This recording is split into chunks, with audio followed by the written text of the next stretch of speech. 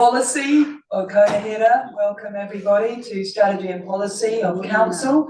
The formalities, may I remind councillors that the open session of this meeting is being live streamed and recorded, and that the recording will be made available on the Bay of Plenty Regional Council website following the meeting.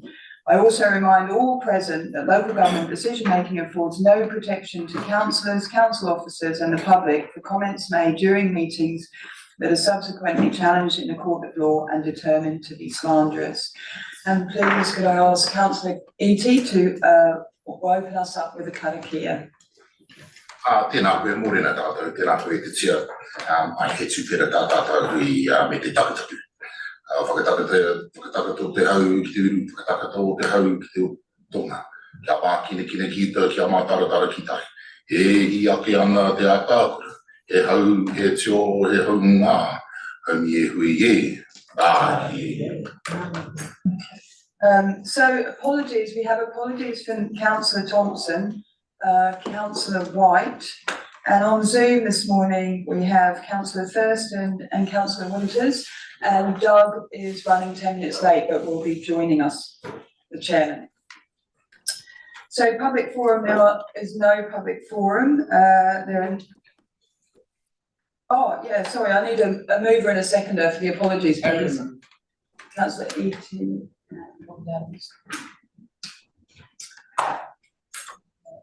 No items not on the agenda. Order of business, no change. Any declarations of conflicts of interest? There are none. Public excluded business to be transferred in the open? There is none. So minutes, any corrections to the minutes? So I need a move. Oh, sorry. I'm happy to move, but I've got an item I'd like to raise as a result of that, as the matters arising. Okay. Can I have a mover and a seconder for the minutes, please? All those in favour?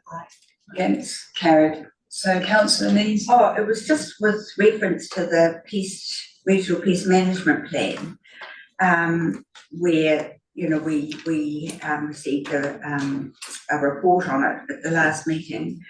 I noted in a recent email that the name for Spartina had changed from Spartina to Spirobolus. Just wondering if that is now still correct in the peace management plan. We know, did we make that change to Spirobolus, or is that the generic name and we're not calling it Spartina anymore? I need to come back to you on that one, Councillor Nees. Yeah, if you could, somebody check and just let us know if the peace management plan is out of date. Any other matters arising? Okay, thank you. So this morning we have some wonderful presenters. We've got a really exciting agenda ahead of us today, and welcome to all of our guests. And our first presentation is via Zoom, and that's from Whakatane Kiwi Trust, and they are one of our Environmental Enhancement Fund recipients. So may I welcome Gay Pays, and the floor is yours, Gay. Can you see me? Yes, we can see your presentation, Gay, but we can't see you on the screen. We can see your screen, but it's just black at the moment. Okay.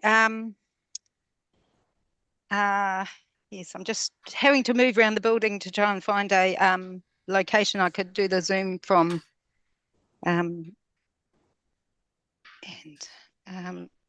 Have I shared the wrong screen? Sorry about this. You can see my presentation? Or Yep. just simplex? Okay, all right. Oh, tēnā koutou katoa. I am Gay Pays from the Whakatane Kiwi Trust. I am the Predator Control Coordinator for that trust.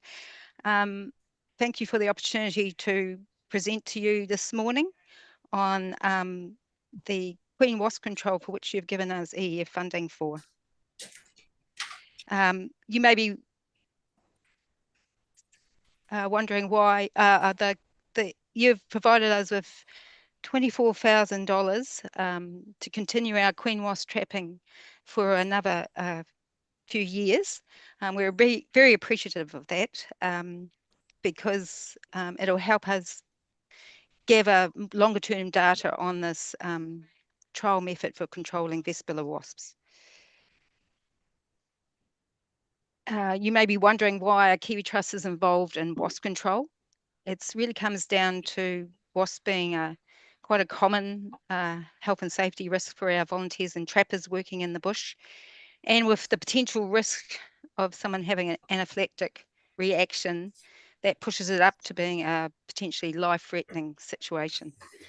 Wasps are also have major impacts on our biodiversity. They are major competitors for our nectar feeding birds, and they predate a lot of our invertebrates, including the caterpillars, which our moths, our pollinating moths in their caterpillar stage.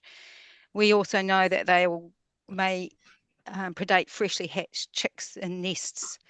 Plus, there was tools available to do landscape scale control. Vespex came on the market in 2015, and we subsequently discovered the no-pest wasp lure and traps. And we are using the no-pest wasp lure and trap for our queen wasp trapping. The no-pest wasp lure is provided through Key Industries. It's a non-toxic, pheromone-based wasp lure. You've seen similar sort of traps used by people in summer. The wasps fly in the bottom, feed on the lure, then they can't get out and eventually drown in the liquid. Queens are very easy to determine from worker wasps because they are much bigger in size and they have fatter abdomens. And the Kiwi Trust's innovation is to apply queen wasp trapping in spring, and therefore there's less wasp nests produced in summer in our reserves. And it was really when we came to grips with the life cycle of the Vespula wasps that we swapped to queen wasp trapping. We had been using Vespex initially. That's a very effective toxin when wasps are feeding on protein, but we were finding in our Whakatane Ohope reserves that wasps changed to feeding on protein during late February, March, during the peak of the nest activity. So it wasn't really reducing the volume of wasp nests in our reserves and stopping people getting stung. So when we realized that when queens emerge from hibernation, there is a 1 to 2 month window in which they have to forage to feed themselves, find and build a nest site, raise their first crop of workers, and then they'll stay in the nest. And it's during that vulnerable stage that we can trap the queens and stop nest development. We have about 20 keen volunteers who help us each spring with the wasp trapping. We do that over September to December. And there's about 450 volunteer hours each spring committed to this task. We lay out our traps at about 200 metre spacings along ridges and spurs and along boundary sites. And our volunteers will go out and check those initially on a fortnightly basis, but as the season progresses on a weekly basis, they will count the number of queens and workers they find in the traps and do an identification as to whether they're German or a common wasp. And then we follow up over summer and destroy any wasp nests that we find in the reserves. The results from our first year of EF funding, and we've trapped 766 queens across the reserves. Mokoroa Scenic Reserve is proving to be our #1 hotspot. Half of our queens are captured in that reserve. When you think a queen can produce possibly up to 20,000 wasps during a season, you can do the math. This year was very comparable to last year. We've already done 3 years of landscape scale wasp trapping. and we have produced heat maps, as you can see, to see where our hotspots are. But you can also see over time that there is some variability, but we generally feel like we're reducing the wasp burden.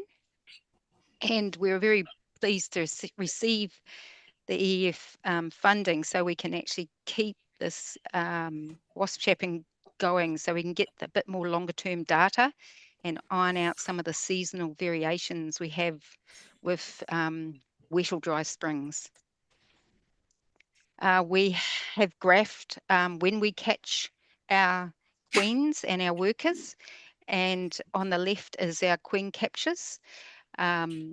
We tend to catch, we've learnt that we tend to catch common wasps first. They emerge first in spring. The German wasps don't tend to come out until about October. And then our workers numbers get up really from sort of late October, November. The worker wasp, so once they've dominated the traps, we finish our trapping for the year. So that's been variable over the years, so we want to keep it going so we can see how that works. We also have a sample of 30 traps that we've kept in the same locations, so we can monitor the change in capture rates over time. So that's what we're doing with the money, and we're thank you very much for supporting us in this. Do you have any questions? And I'll try. Well, thank you, Gay. That's fantastic. I think we've got time for one question. Yeah, Councillor Eating. Councillor Eating. Kia ora, Gay, thank you for that. It's really fantastic to see the data that you're collecting and the way that you're then being able to present that data. My question's around, I guess, does this data plug into a national picture in terms of our wasp populations across the country? And also, has there been, in terms of the way that you collect the data, has there been any, I guess with the advent of new technologies coming online, has it become easier for you guys to record the data and analyse it?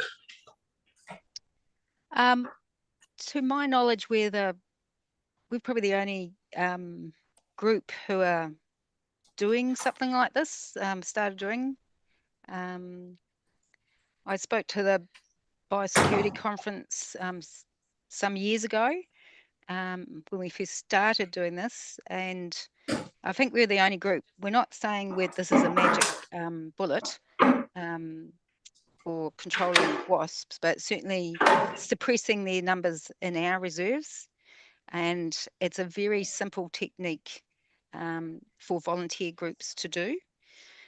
And we don't have the kind of compliance costs that applying a toxin on public conservation land requires, but we planning to feed this back into these results to Manaaki Whenua and the WASP researchers there.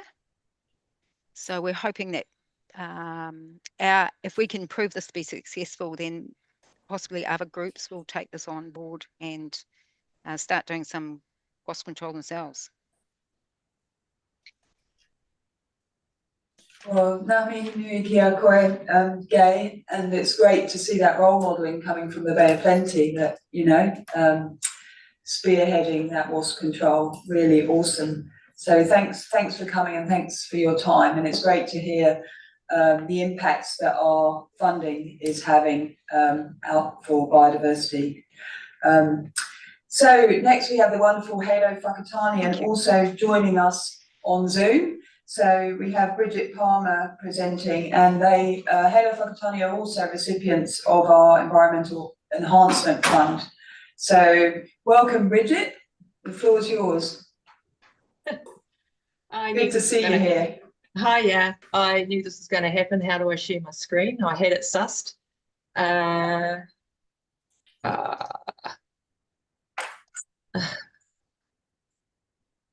Sorry, team. That's okay. It was there and now it's gone. PowerPoint. Ugh. Aroha mai. It's completely gone. Jeepers. It's okay because Jenny can bring it up because we've got a copy Actually, of that it. would be lovely. So Jenny, this end can bring it up and click on for you. So Yeah. no And- worries. So just roll with me. Aroha mai. You're not the only one. Councillors. This was in my nightmare last night, actually, was so the Halo one. That's not our one. That's the next presenter.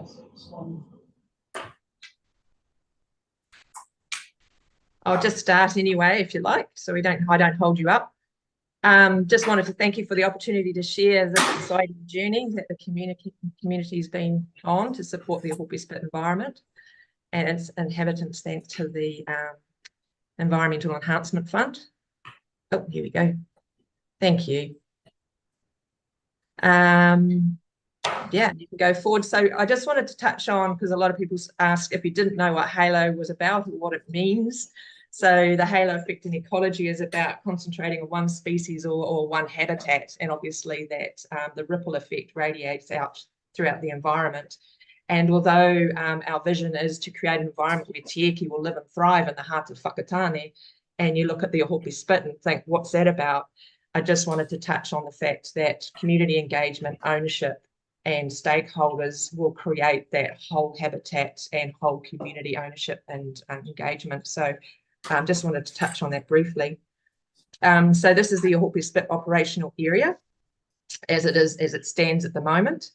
The Halo, thank you. I'll just go, yep, we know.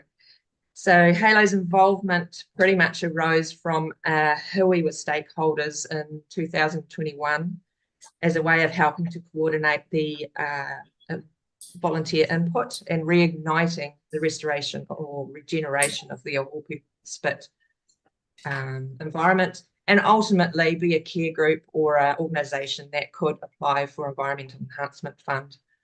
And our role has been to manage the project and to coordinate contractor and volunteers until the Ohope Spit care group was formalised, and ultimately that the future project was supported with potentially an EP moving forward.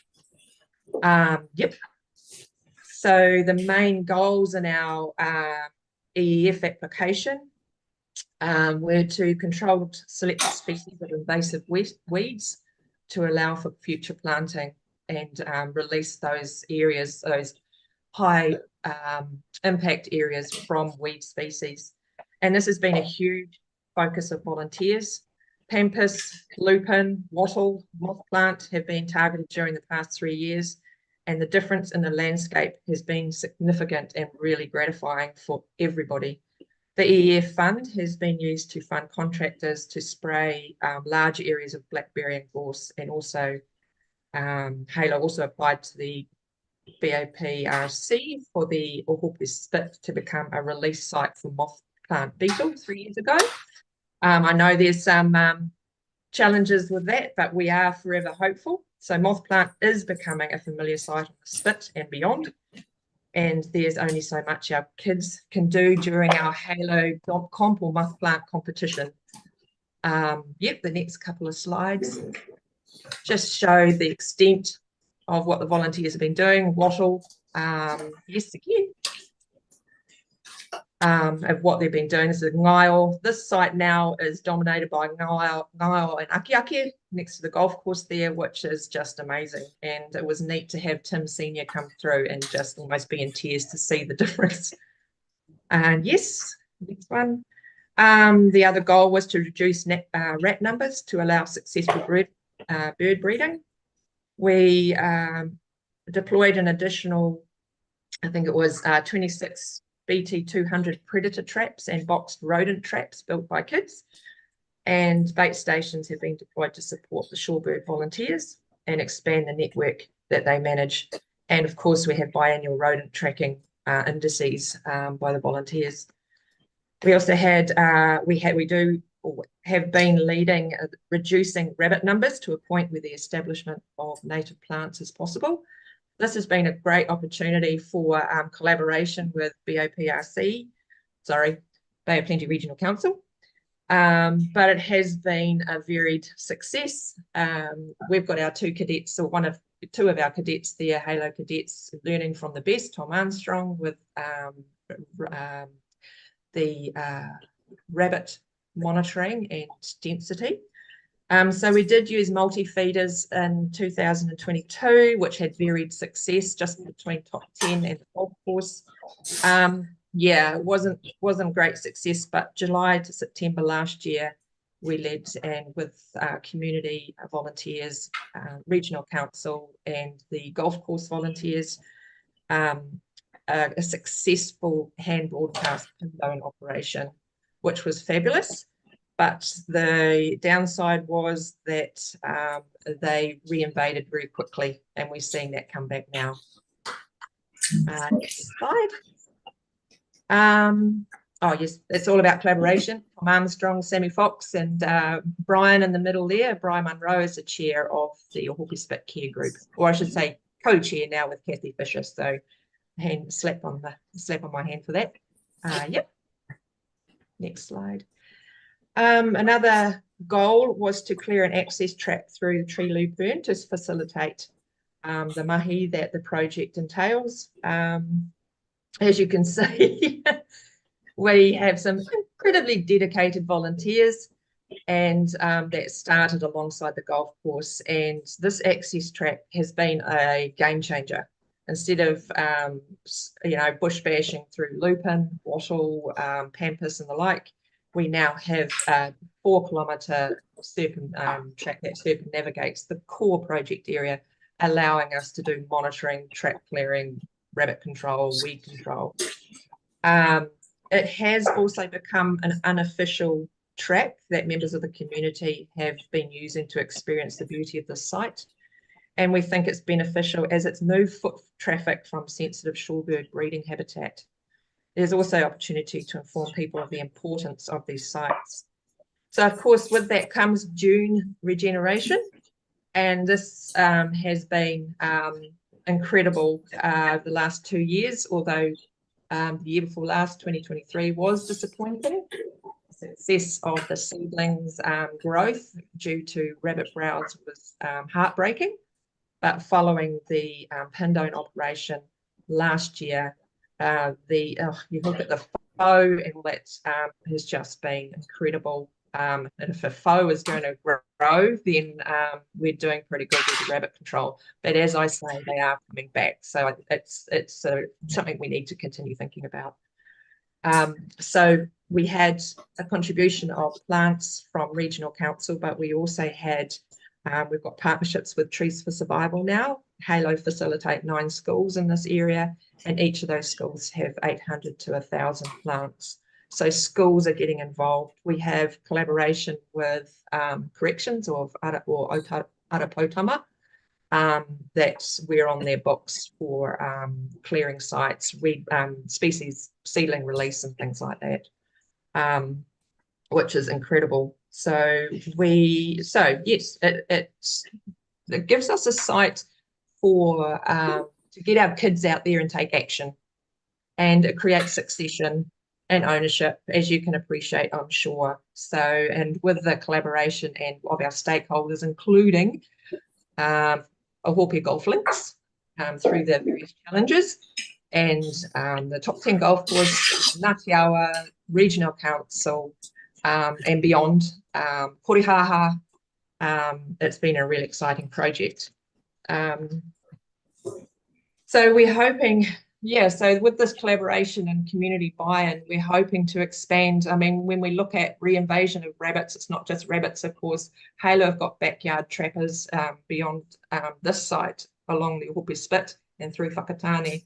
But when you look at reinvasion of rabbits, I think we need to go further, right down to the end of the spit towards Tauwhare Pā. But it's if we were to apply for more funding and to make it expand and get bigger, then that's probably where we'd go with this piece of the project. With the next slide, I just wanted to give a shout out to our youth, our rangatahi, our volunteers getting up at 5 o'clock in the morning. We've started doing matata surveying and monitoring.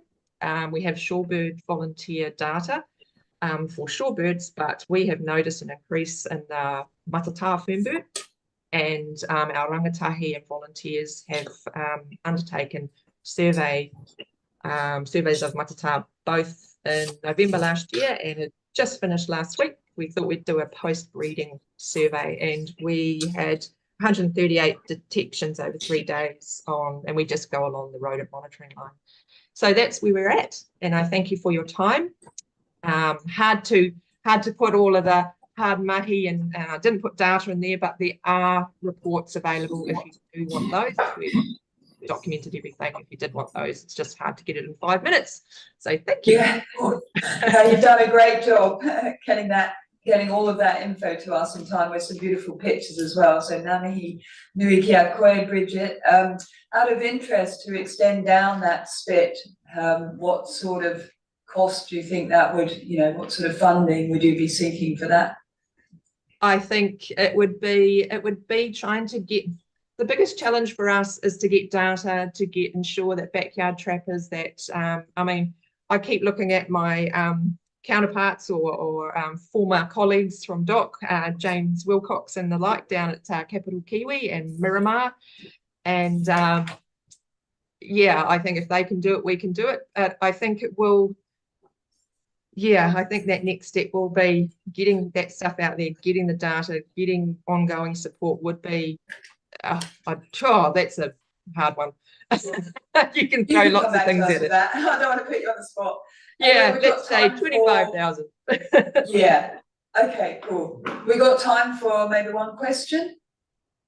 Anyone has one? Any councillors have a question? Oh, Councillor Nees. Not a question, but just a congratulation. You're really making a huge difference, and getting the community engaged is one of the keys to success. So just really impressed with the work that you're doing. Thank you. Thank you. Thank you. Thanks again, Bridget. Can I just give a quick plug? So our volunteers, so we're down at the Wild Food Festival. If you're going down to that at Mahi Reserve in Ohope, and we'll be promoting the care group, Ohope Split care group down there. So there's a quick plug. Kia ora. Kia ora. Thank you so much. Thank you. So our third presenter this morning is Becky Ganley from Tauranga Moana Biosecurity Capital, and Tauranga Moana Biosecurity Capital are recipients of the Community Initiatives Fund, so the CIF fund. So welcome, Becky, and the floor is yours. Kia ora. So I'm Becky Ganley. Thank you very much for the invitation to come here today and speak with yourselves about TNBC. Shortly, I think, do I have to switch something here? Oh, sorry. So kia ora, Becky Ganley from TNBC. So really grateful for the opportunity to come and talk today about Tauranga Moana Biosecurity Capital. So for us, what's at stake? Tauranga Moana is an absolutely fantastic place. We have the biggest port, import and export into New Zealand. We've got the most amazing marine environments. We've got all of our primary industries that are based here. We've got tourism. We've got an amazing environment. And like the other community groups before me, we're here to protect that amazing environment and for a variety of different stakeholders, end users. So that's what TNBC is about, is that protection. That's what's at stake, and that's why the work that we do that matters. So who are we? So we're a collective of individuals from across Tauranga Moana through the Bay of Plenty. We have industry, local government, central government. We've got science organisations, we've got hapu iwi, we've got community, we've got local businesses who are part of TNBC, and they're all individuals and organisations that share the same goal and the same message of protecting what we have. And we're protecting it from all of these things that can come through, whether they're coming from overseas, whether they're coming from different parts of New Zealand. Why is it really important? I just look at the recent Oriental fruit fly incursion up in Auckland. For me, that's a real success story, and that's what Team BC is looking for. We're never ever going to be able to completely stop these things from coming through the border, but if we can get together and be proactive, we can make sure that it doesn't impact either our environment, our economy, our businesses, our way of life. And for me, that one's a real success story. It's a well-oiled machine, is how it would be described. And that's what we're looking for. And TNBC is part of that. Our industries are part of that incursion response. So what do we do with your money? Which we are incredibly grateful for. Events and activation is a huge part of what we do. So we have our symposium that we hold every year, which is our flagship event that we hold. It's a fantastic event. It brings together people in the community to discuss what everybody is doing, but we also have a lot of national exposure, and I'm even going to say international exposure. So we actually have a lot of Australians who come specifically. I have one colleague who said to me, whatever TNBC wants, I'm happy to help. He said he's so impressed that we have this in New Zealand. He said he's jealous that Australia didn't think of it first, and just thinks it's an absolutely amazing event. And I think that's something that as a community we need to be really proud of, and Bay of Plenty Regional Council needs to be proud for the support that you've shown for TNBC over the years as well. So it's absolutely fantastic. We have workshops, we have field trips, we have a variety of different things. We often keep the same, but we spice it up each year with just a little bit of something different coming through. The money that we get goes to all of these activities. We only have a few things that is earmarked for different fundings, but other than that, we put the money across everything that we do. So when we show you what we're doing, Bay of Plenty Regional Council supports everything. Learning and development is a huge part of it. We start at the bottom and we go all the way to the top. So we're into the schools and looking at biosecurity programs, biosecurity awareness, trying to champion those future leaders who will continue this. Because as I said, these incursions will never stop. They always are there, but what we can do to minimise it is really, really critical. And then my final one is communication and awareness. And so that's a huge part of it. We want to get out into the community. We want to let them know what's out there, let them know what they can do, share. You know, we often take messages from Bay of Plenty Regional Council, share that further out through our community groups. We take it from MPI, from other groups. It's a network, and we're trying to build that understanding of what is there, what is at risk. And it's incredible how many kids can identify a brown marmorated stink bug. They know it's the same size as a 10-cent piece. It's phenomenal what comes through, and the ability to identify marine pests. And so I think we'll see a huge change in the future generations coming through once they've had this exposure to biosecurity in the schools. So that is it from me. It was short and sweet, but as I said, wanted to say thank you very much for the funding. You get a snapshot of what we do.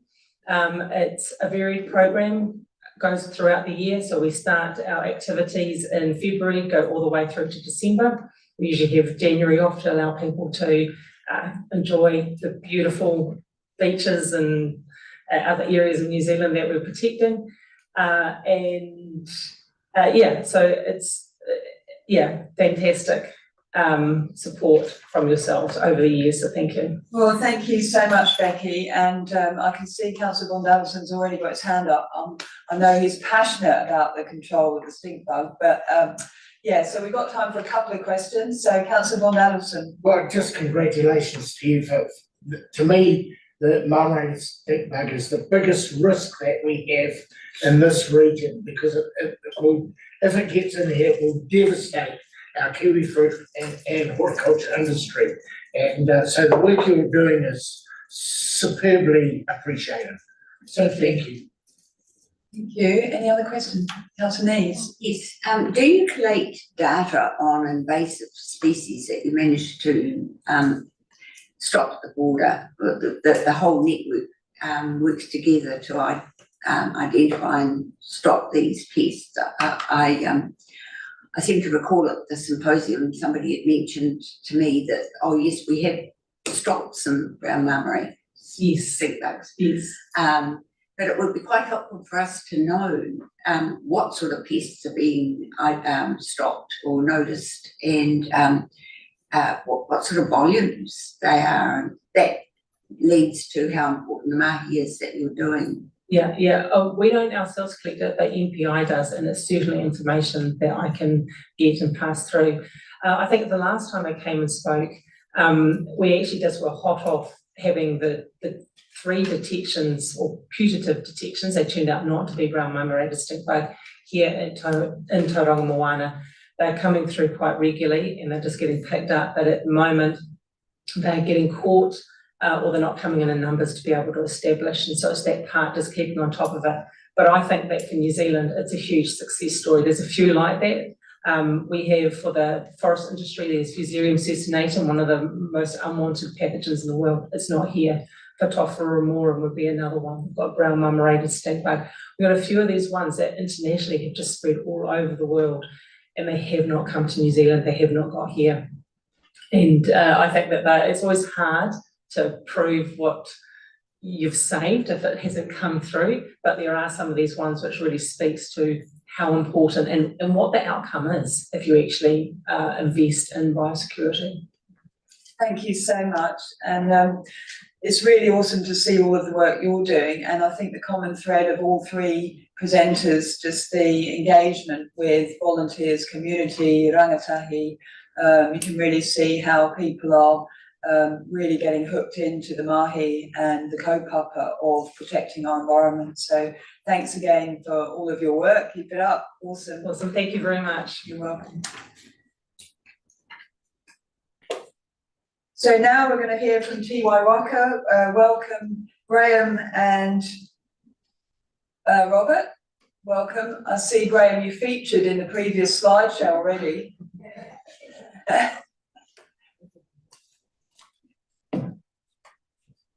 Oh, and Louise.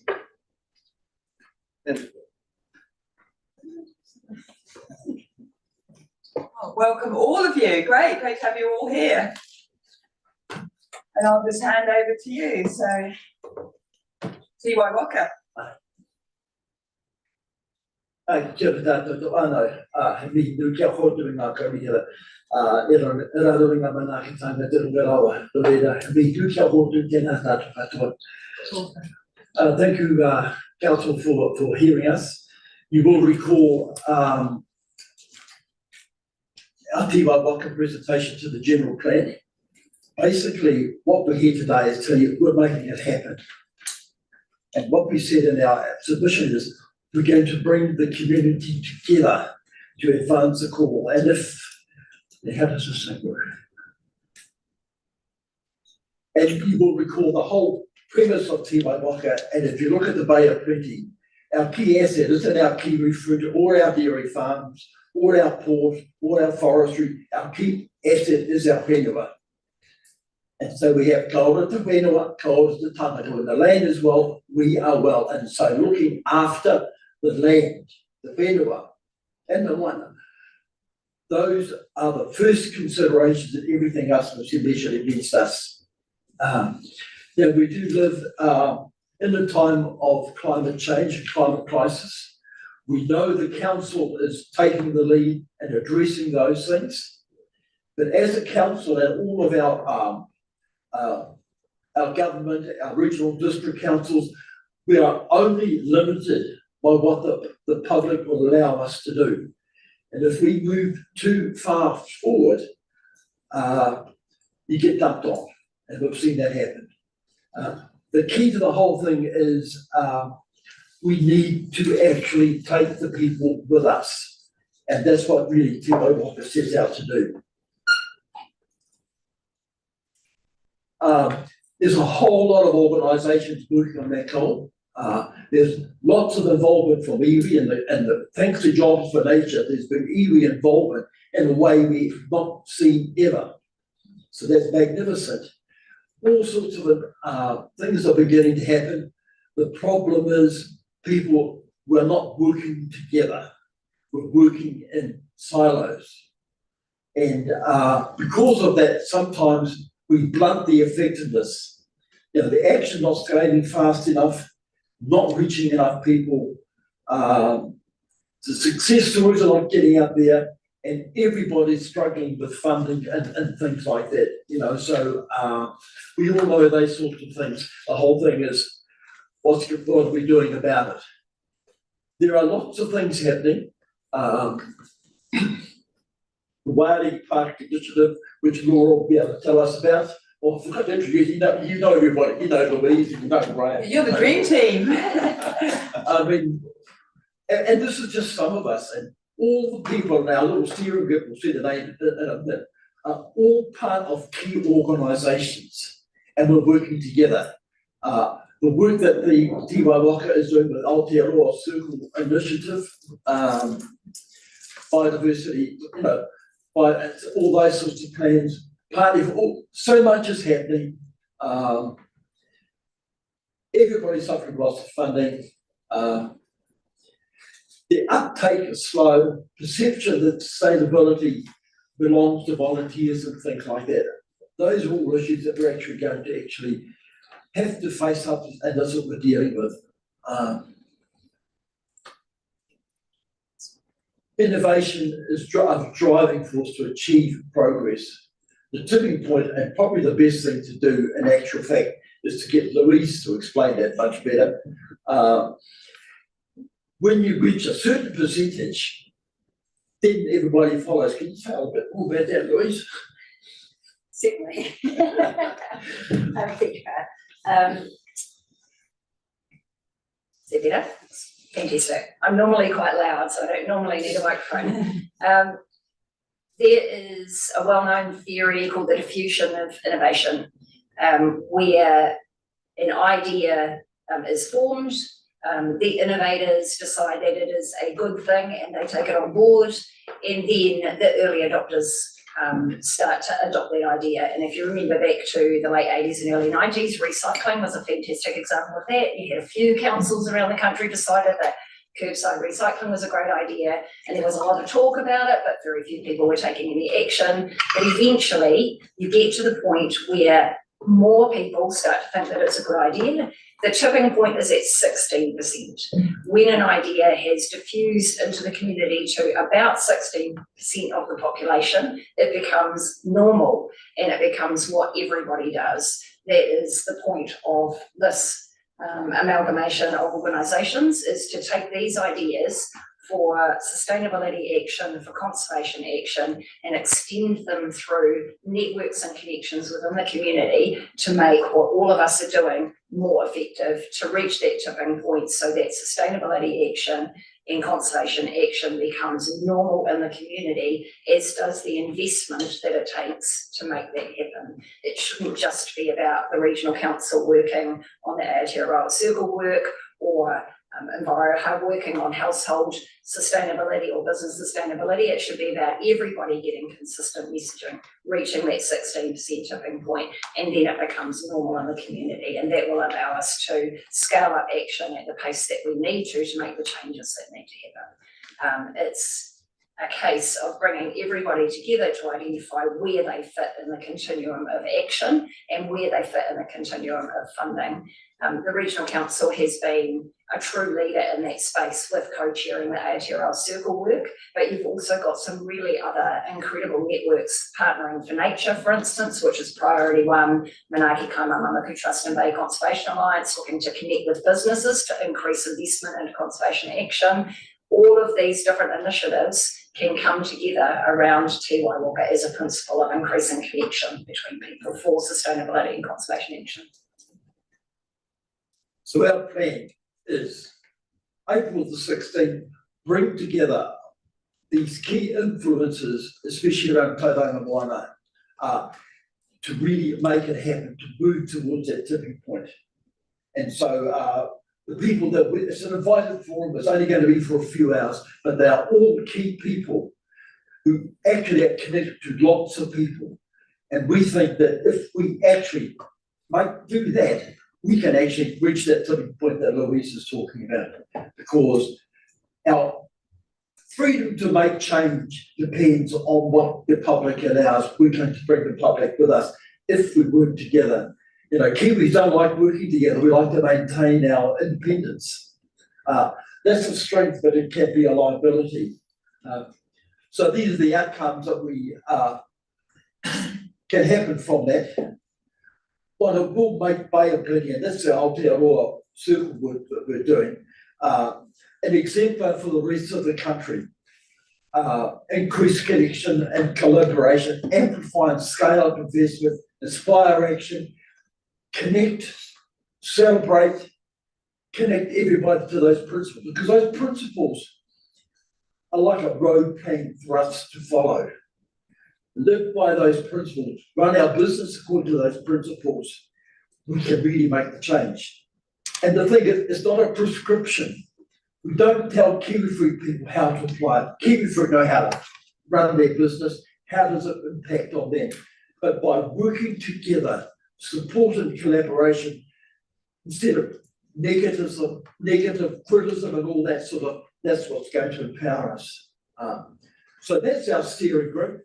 I think you know every single person there, and interesting that Lily Ellis is now the Associate Dean Māori for Waikato Management School, so we're going to get the whole management school running according to Te Waiwaka. Chris Patterson, we know, Kitty Leihana, she's one of these scientists coming through, John Burke, and all that work they're doing with the farming community. So we come together, we're working together, everybody's volunteering, we believe that we can make it work. And what we are doing and what Graham has identified is how what we are doing actually really supports the strategic plan that council has. Do you want to say something about that, Graham? Well, yeah, so we had a look through your current strategic plan, and we know that community involvement is really important, and most of your emphasis is working with groups. And we just feel that bringing these key influences together, it's not going to be representatives of organisations, it's going to be key influences, people who actually make a difference. And that's to get to that tipping point, if you like, but come up with a number of plans. And we think that with your current plan, and we know that you're looking to revise your plan or look at a new plan, that if we've got a group of committed people, not only the group that we're going to bring together, but longer term, that network of networks expanding out is going to mean a lot of those things that you've got in your strategy.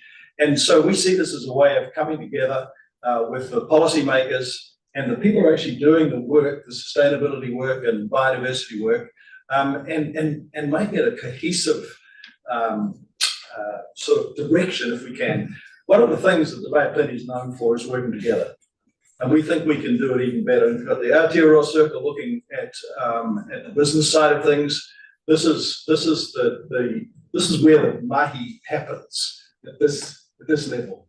And so if we can bring everybody together and support what you're doing, and even inform your strategic plan, then we think that there's a real opportunity to change the direction and get this region to the tipping point we need to, that nature comes first.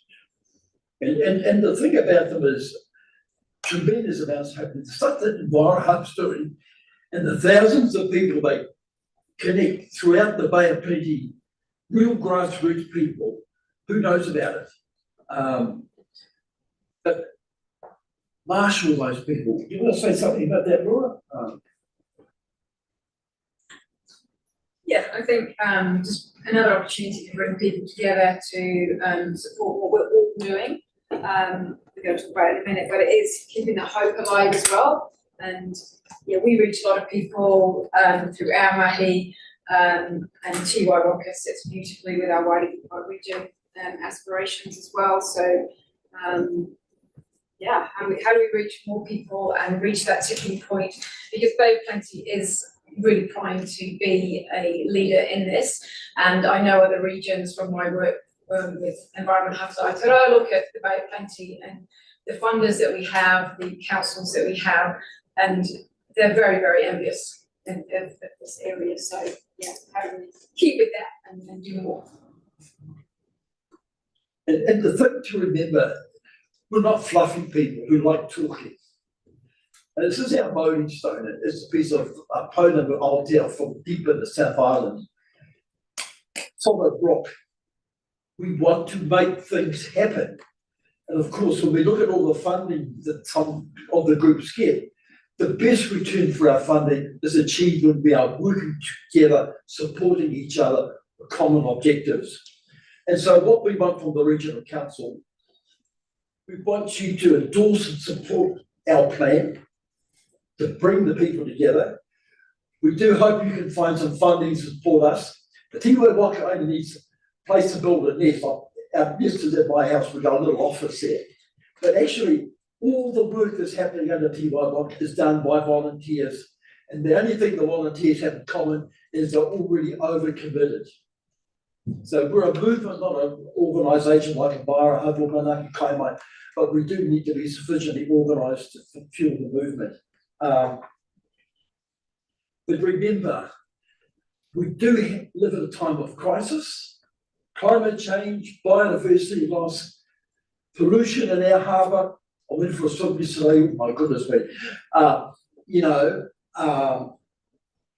People sometimes feel beaten. What we need is bold, positive action to give people hope. If people have hope, they'll take on challenges which other people say are impossible and make them happen. So above everything else, Tiwai Waka is a message of hope, bounded on the whenua, really guided by really clear principles. That's our presentation. Yeah, that. Ngāmihi nui kia koutou, really inspiring words and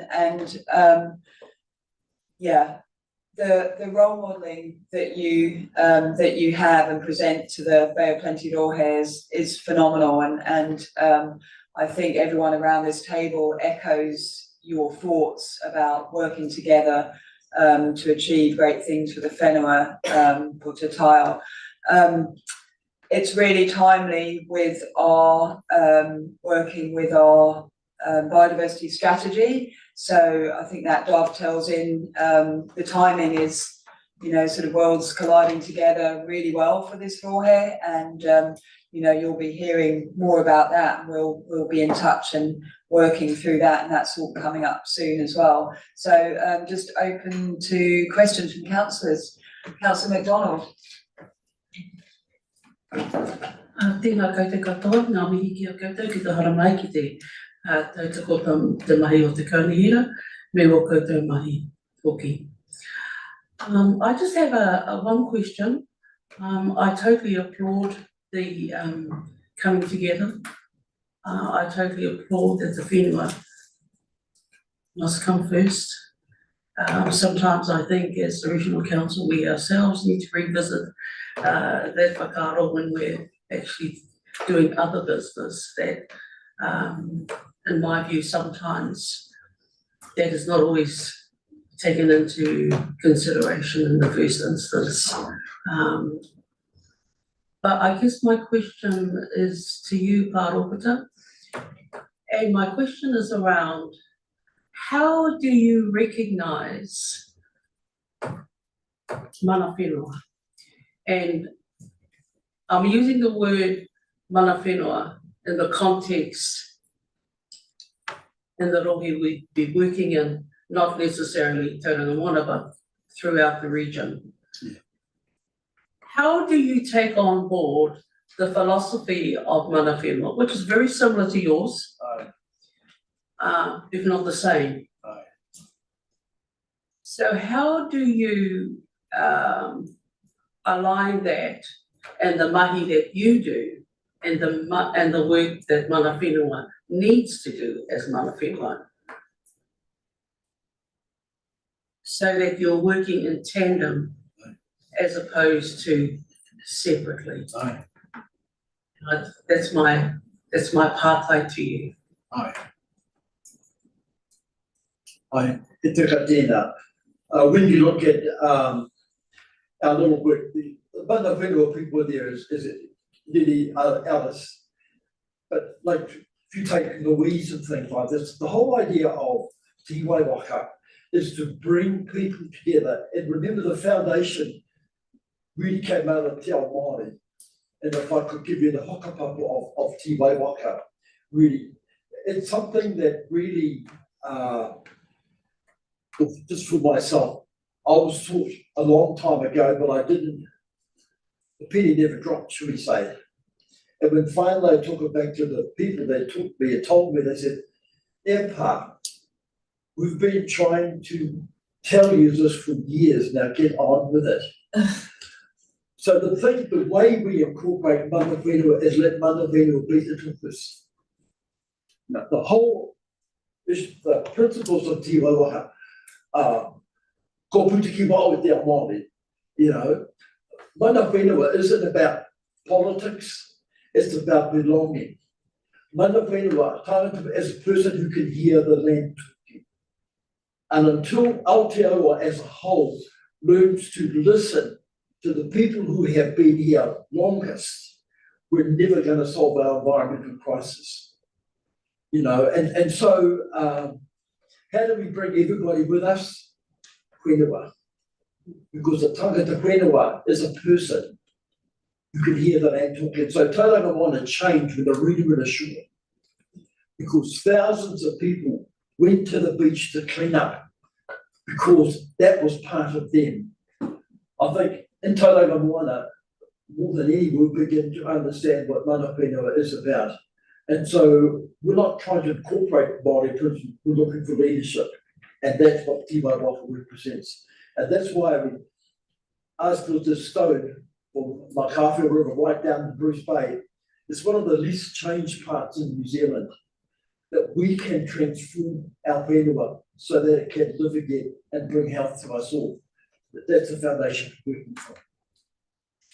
Ngā mihi, you answered my question. Councillor Nees? Well, thank you.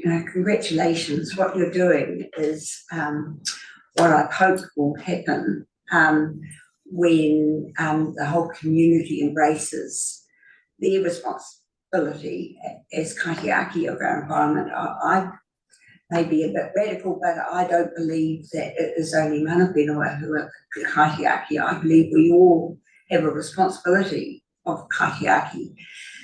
And I think that I would love to see some sort of community-based coalescence of enthusiastic people in each little location, place, where you've got one or two people, 3 or 4 people who are absolutely passionate. They're usually the ones that will go down and be working on dune planting or mangroves, etc., so that you get this upwelling at a community-based level of all of these really keen people that feel that they are kaitiaki and spread it that way through the local schools, through the all of the communities till they all link up.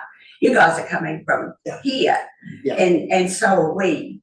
So have you got any thoughts on how we could end up with an ecosystem of linked up kaitiaki of all races to protect our whenua?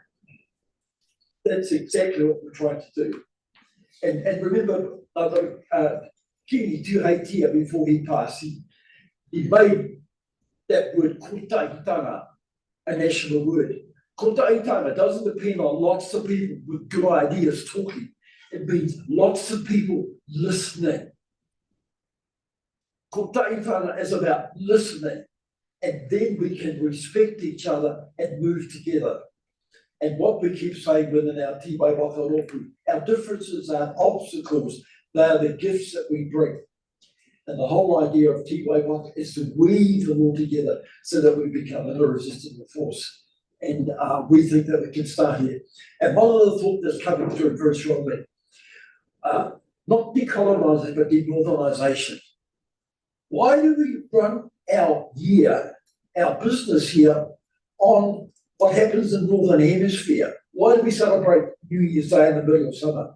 Let's look at Mātariki. Let's realign our whole country with the rhythms of the seasons. And then, in actual fact, we can look after our environment.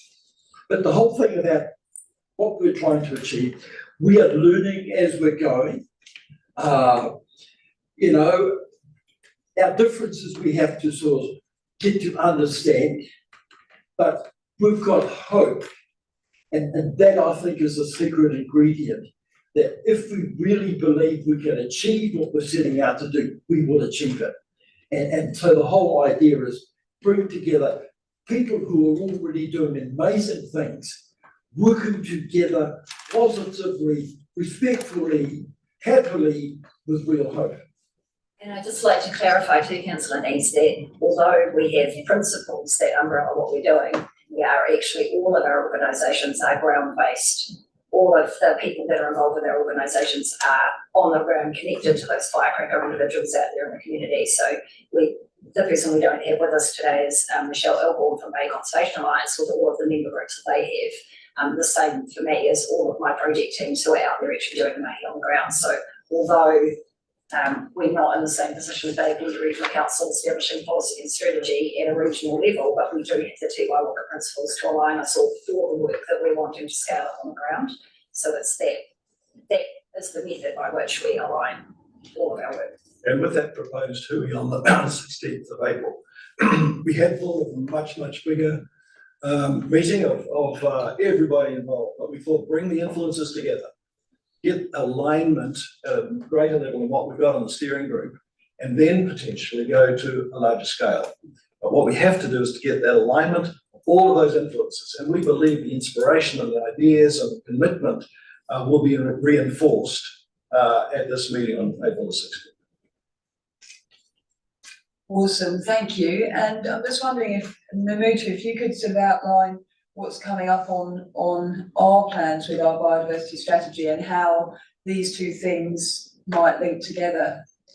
Absolutely, and it's perfect timing. As part of our long-term plan, we had a biodiversity strategy identified for year 2. And so now we have programmed within our strategy and policy committee on the 1st of April workshop, a scoping of our biodiversity strategy, or the Connecting with Nature strategy scoping document. So we're bringing that to you for discussion. And in there, we'll be able to identify the key opportunities for connecting with partners and stakeholders in that. And then we will be looking to confirm that direction in the Strategy and Policy Committee meeting in May. So that's your Connecting with Nature strategy or your biodiversity strategy. So thanks so much again, Ina Rangatira. Yeah, great to hear your korero and your kaupapa, and we look forward to working with you into the future and really nailing this for the Bay of Plenty Rohe. So yeah, thanks again. And councillors, we will now break for morning tea, and we can probably kick back at 10:50. Yeah, so break until 10.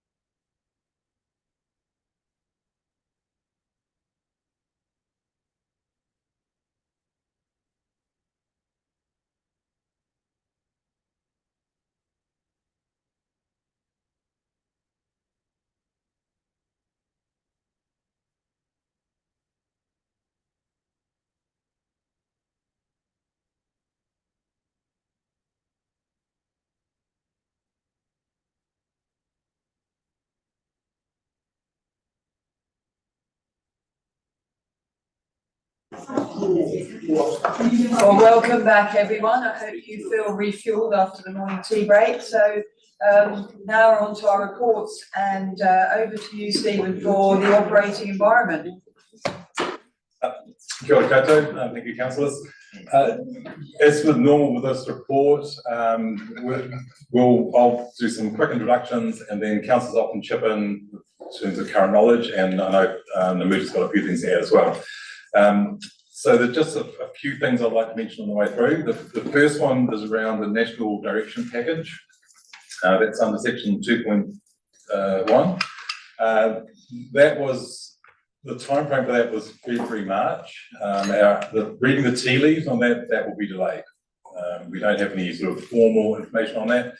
But our understanding is that it will be a little bit later. So that unfortunately delays some of our work in terms of we're waiting for that package for a bunch of RMA-based policy. The second thing just to note under 2.3, there's a number of responses from government around climate change. This was the report to the Finance and Expenditure Committee on Climate Adaptation. The government in response to it. There's also the second emissions reduction plan, and the Climate Change Commission issued a National Adaptation Plan Monitoring Report. The government's responding to all of these, though again signalling in 2025 there will be legislation around the adaptation, moving the climate change adaptation forward. So that's another package we'll be waiting for. And the third point I'd just like to make is under section 5, which was about reformatting the regional policy statement. This has been to committee a couple of times. We've been working with interested councillors on this. It's proving more complex to do the referencing within this. But we're confident we've got a position now where we can bring it back to this committee in May. Just noting that there is a question of updating. There are some things we'd like to do, but it's about what we're allowed to do. So there's some information in the RPS is old and dated, but we're unable to do some of that updating. But that will be coming back in May 2025. So those are just the three things I was keen on mentioning. I think Namuta's got a couple of things to talk about as well. Yes, so tēnā koutou, Chair and councillors. Two additions to this report that occurred following our report being drafted. One was central government's release of their 6-week action plan and what they're going to achieve.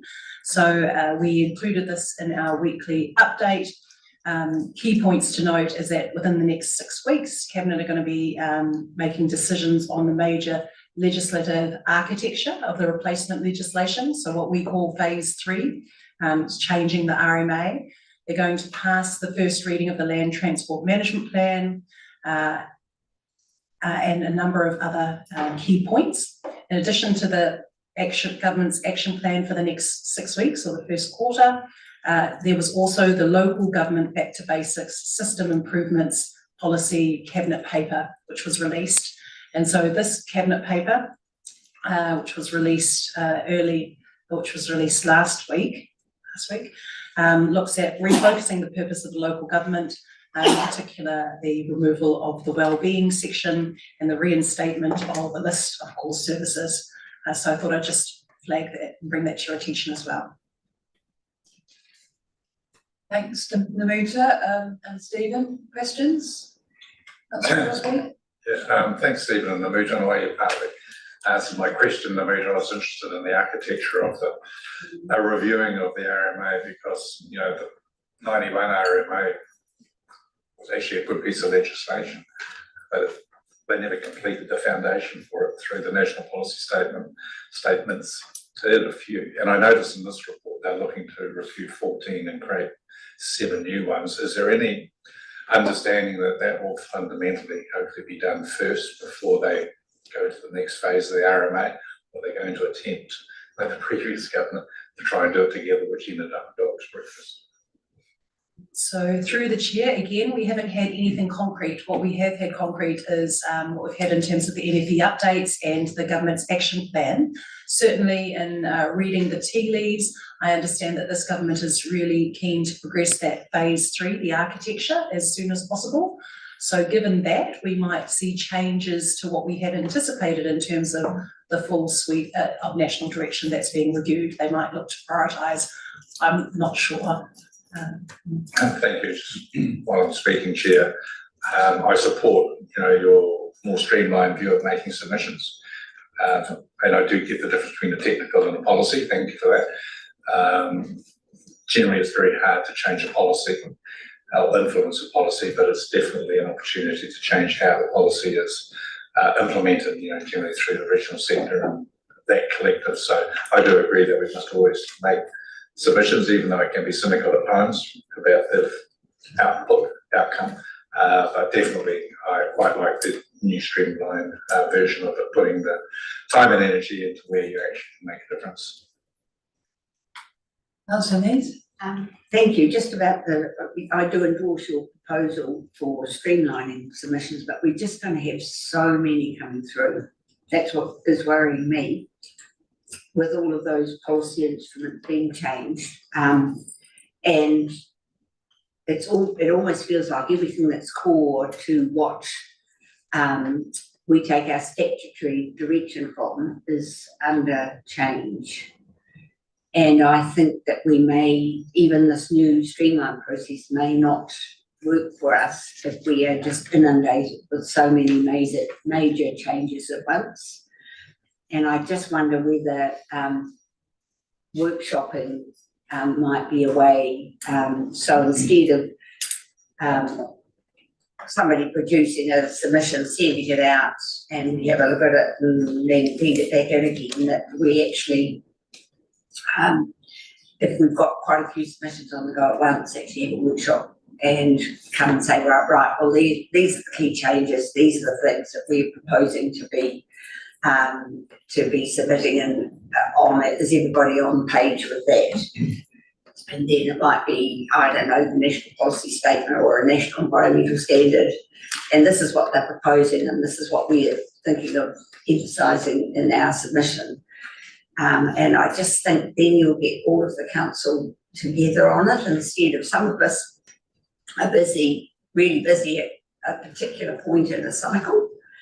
And you might get a submission come out and you just don't have the time to look at it. And therefore you miss your opportunity to have input. So if we're getting a lot through at once, I think there might be a smarter way of dealing with it rather than sending out certain people to come back, and you'll get us all on the same page at the same time. So are you thinking to potentially hold special workshops, because sometimes the timing doesn't align with our schedule? Well, only you guys will know when you see the timeframe for all of the consultation, and what I'm hearing is that most of the decision making, things are going straight to select committee. And because of that, those submissions are really, really important. And we're actually, I think, are going to have to do some sort of prioritisation about what's most important to us. And that's partly why I mentioned the all well-being's disappearing. To me, that's always been fundamental to the work that local authorities do, whether or not it's in the legislation or it's not in the legislation. The sense I'm getting is that the government is trying to pare us back into just focusing on this. And there'll be benchmarks and all of that sort of stuff. But the fact is, there still needs to be some way of looking after the wider all beings, because that's what placemaking, that's what the environment, that's T.Y. Walker was talking about of the land as well, the people will be well. So it's all interlinked. Yes. So within a submission, there might be things that we feel very strongly about that need to be up there in lights. And I do believe we need to be informed by the wider network, the regional sector, LGA, LGNZ, because there's a lot of horsepower in those organisations that we can actually leverage off as well. So do we need a resolution to have an action on that? Yeah. So Namuta's jotted down some draft wording for this, for a resolution. Note for large volumes of critical submissions, a workshop / briefing session will be held. Yeah, you happy with that wording? Yeah, so we need a mover and a second. Perhaps could I just add to that as well? Yeah, Unfortunately, what I'd say back is it's a little bit of horses for courses. Staff are very aware of the issues which should come to council, but equally we sometimes get stuck. The regulatory standards bill came out late December, closed 30th of January. I'd argue that's quite important that for council, there's no workshop happening in that period, I think. So when the national direction package lands, we'd be trying to say that needs to go straight to a workshop. Others, we may not have that ability to do that. So the system is flexible and adaptable.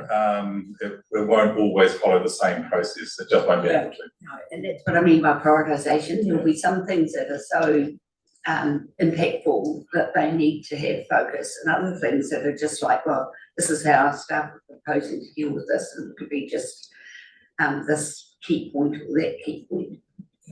so we've got more questions, but just to make sure I got this, so you moved that? Yeah, okay, you seconded, yeah, so all in favour say aye? People might want to discuss it. Okay, yeah, so councillor Von Dowson, you had your hand up first. Yeah, I think I don't think necessary staff are talking to one another within, we're a bit siloed. And I'll give you an example, but one of the things you talked about was the Land Transport Act, which is amendments. I've gone through what they are, and there's the key issue for us, just so you know, from a regional council perspective, the key issue is the procurement manual for the PTOM, under the PTOM, the Public Transport Operating Model. And because that determines how we do it, we've got all these contracts coming up by 2027 for public transport, tens and tens of millions of dollars. And we're still operating under a model that was developed in 2012. And Labor did a little bit of an amendment with added a bit, some sustainability, but they never got anything substantive approved in their term of government. Now we're finding, and I've been on to our transport team about this, and they're saying, and also to ministers of the Crown about it, and they say get to Bishop fast. So that's what I'm trying to do. But here it is, it come out in the 6-week plan that it's there. I've read it. There's not a single it's mainly about offences for drink driving and drug driving, and that's got nothing to do with the public transport operating model and the procurement manual. And the most critical thing, the biggest single expenditure item that we have on our books in the next couple of years, probably, and this has to change so that we can actually be effective, because we're so the 2012 model is so restrictive on what we can do. We have to have a 9-year contract, and if there's no right of review within, without paying big penalties, it's the thing needs huge work, and when this came through yesterday, I went to Fiona and she's gone back to Ollie, and because I've been talking about it for the last while, and our scrap coal, you talked about it, but there's no mention of that. So it's actually a huge item, but it was underplayed in this scheme of things because it wasn't. And I'm not blaming you, because you probably don't realise the significance of it, but this is a very short window opportunity where it does become, is going before a select committee and to make a bill, and it's our one opportunity to get it changed. And we're behind the 8 ball. It's only by luck that we're actually probably highlighting it. I don't even know if you realise it's an issue at this stage.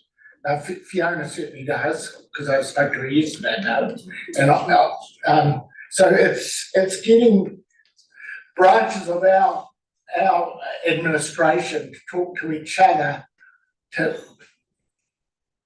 it's I think we're a bit silent. I don't know how we deal with that, but it's really important we do. Yeah, so do you think this, Jane's suggestion will capture that, or is that there's a risk of timing being out, and is there another action you're suggesting? No, well, I'm just, I don't know how you fix the problem, because, how can the Stratpol understand everything, when they see the,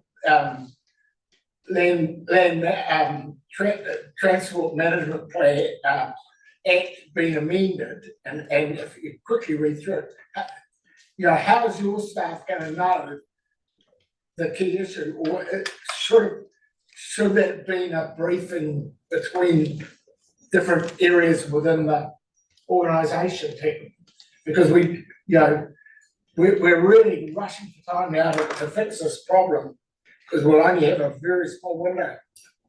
Absolutely. So through the chair, our submissions process for the organisation is centralised. So when an issue comes up, we identify the key author. So in this case, it's transport. So the key author would sit in Ollie's team. They then need to check with the relevant respective general manager in terms of checking whether a submission is required. We go through the steps of is the topic that has come to us to review, how much does it impact our work, our roles and functions? Are they operational matters? Are we able to influence the outcome? And is the sector involved in the process? So it is a centralised operation from our organisation, which is why you'll see that the submissions come through from Julie Barakoff, even though they might have originated or been led from other parts of the organisation.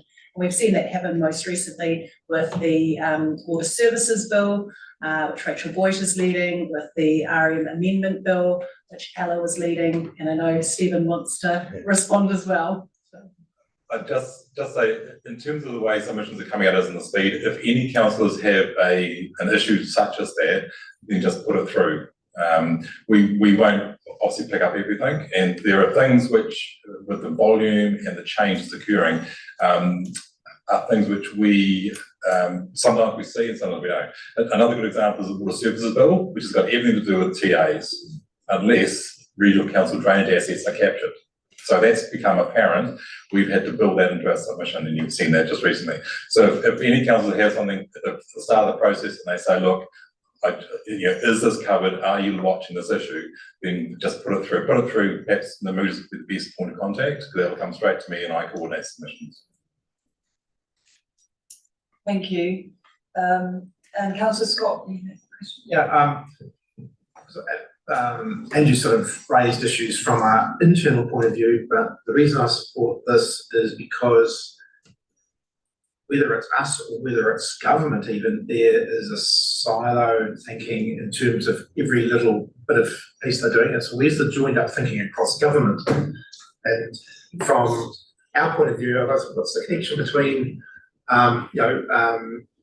natural hazards, drainage, trees planting, and the danger that we're getting into is responding to the little bits of legislation that's been proposed. And so what I'm thinking of is are there connections that are being missed, and perhaps by even the central government politicians?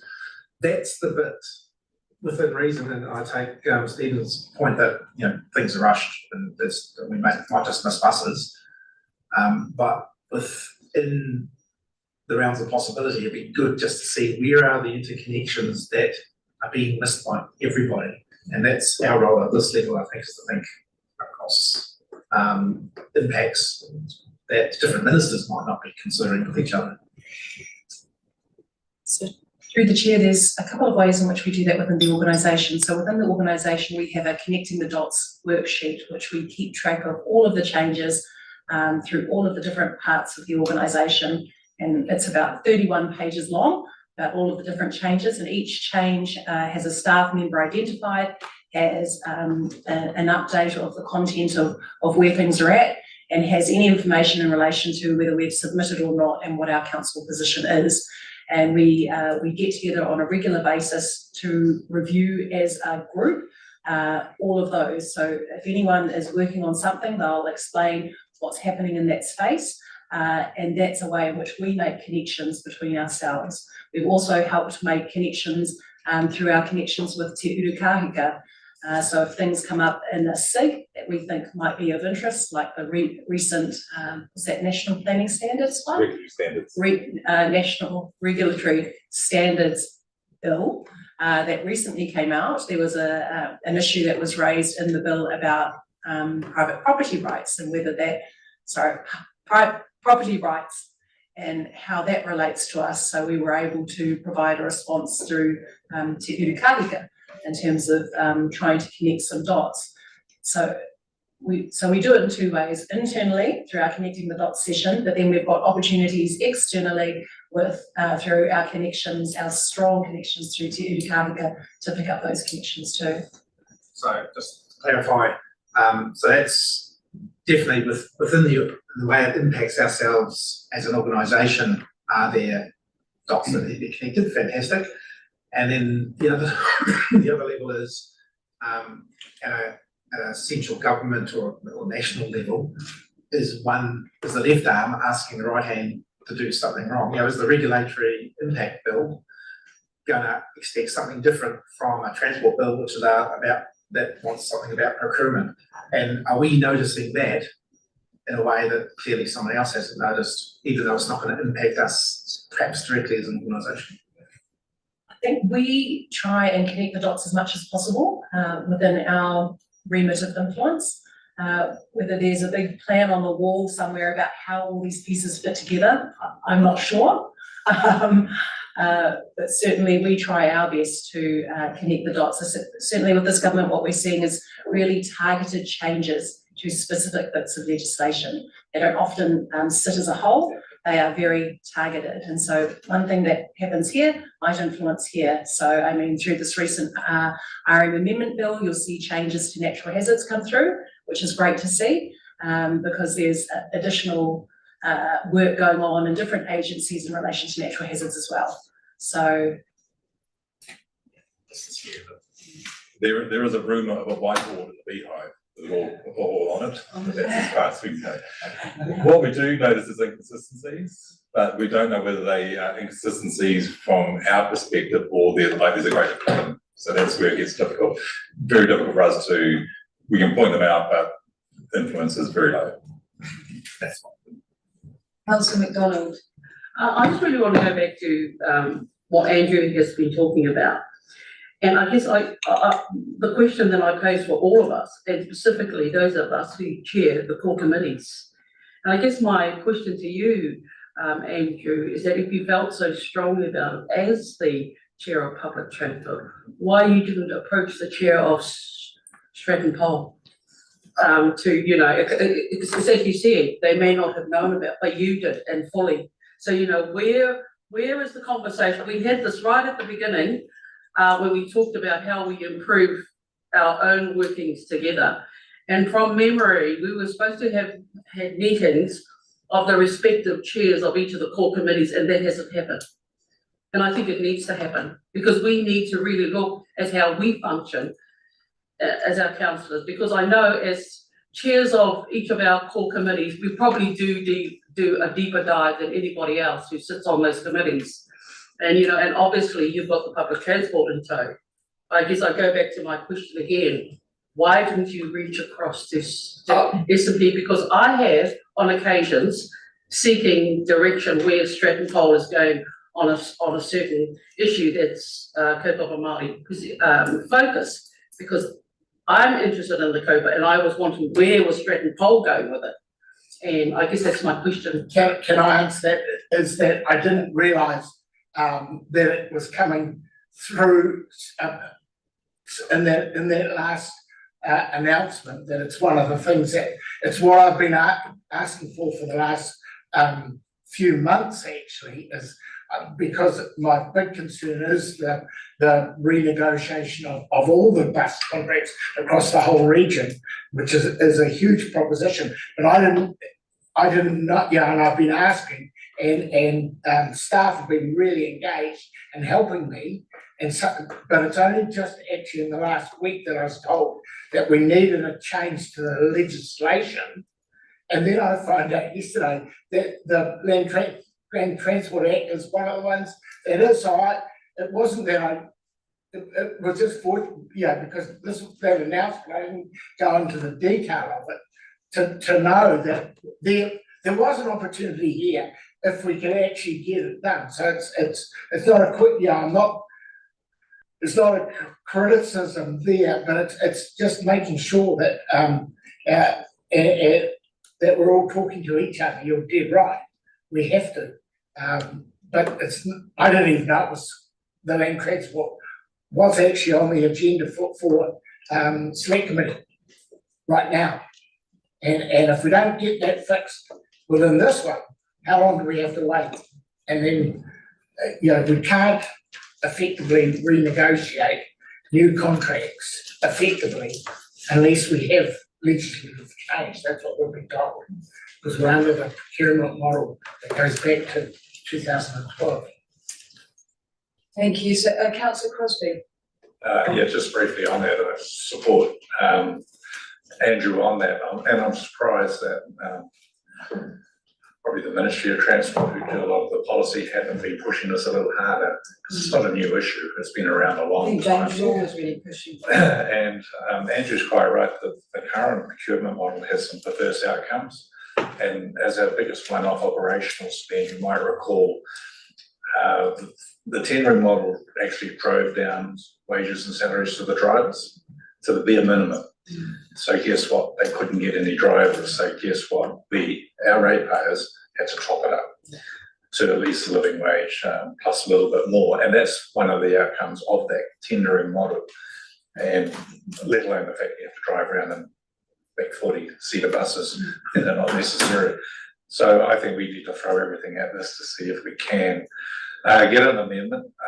If not, we need to have a very strong negotiation with those in power, Waka Kotahi or the Ministry of Transport, whoever it is, to see when these are going to be renewed. And just think about Wellington or Auckland, let alone us, the cost there, to see if there is some flexibility in terms of the procurement of those tenders when they come up for renewal, because it's a big dollar item for everybody. Out of interest, is regional transport or public transport writing a letter to Minister Bishop, or is it just through the submission process, and could that be an action, or is that kind of circumnavigating a submission process that would be superfluous? Through the chair, I understand staff are following up as a result of the request made from Councillor Bonderelson. In terms of the first quarter action plan, the comment is passing the first reading of the Land Transport Management Bill, so there might not be an opportunity there to provide direct input or feedback. So the opportunities may be in the connections that people have to the minister. You might have to take him for a wine, Andrew. I've already planned that for Saturday. Great. Councillor Nees.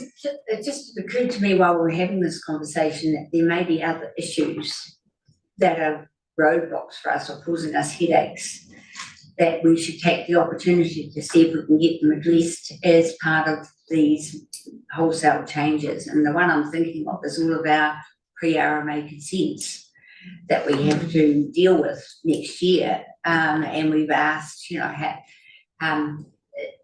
could the minister do something? Can he give us some sort of mechanism by which we can extend them, or just until we know what we're dealing with? So when we've got critical issues like that are causing operational difficulties, I think we should somehow have a list so that if we get the opportunity, we can make a helpful suggestion that this be wrapped up in that bit of work. Good idea. On that point, so it raises at an earlier meeting, you referred to pre-RMA consent. The advice that I recall got was that there was no pre-RMA consent, that they were all normalised post the passing of the 91 legislation. I think it was that they up for renewal, also, yeah. So they're pre-RMA, say, water permits, which when the RMA started, were given RMA consent. So it's, So they have current pre-RMA consent. yeah, well, we're using that perhaps as a shorthand to identify that block of activities that you could read. They are all RMA consents. Yeah, they come up for renewal in 2026 because that's the time period, and a lot of them didn't have really much in the way of conditions, did they? And that's the issue. Very appropriate. In your view. Any other questions? I just had one question with the UNISA work programme.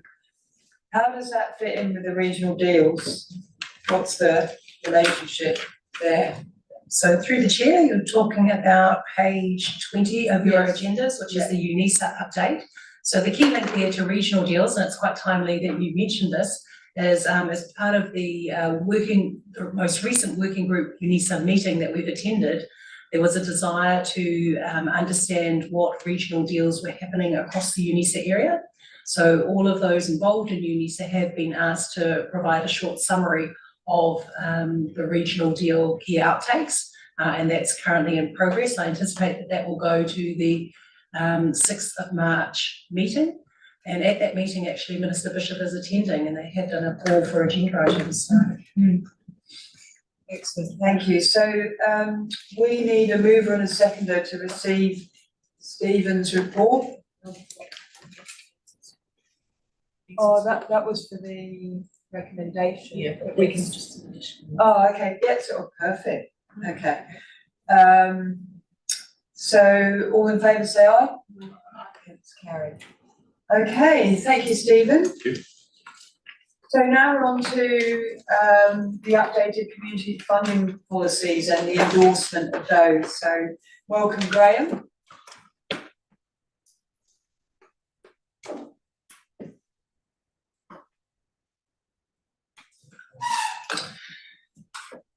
Tēnā koutou, councillors, chair and Narita.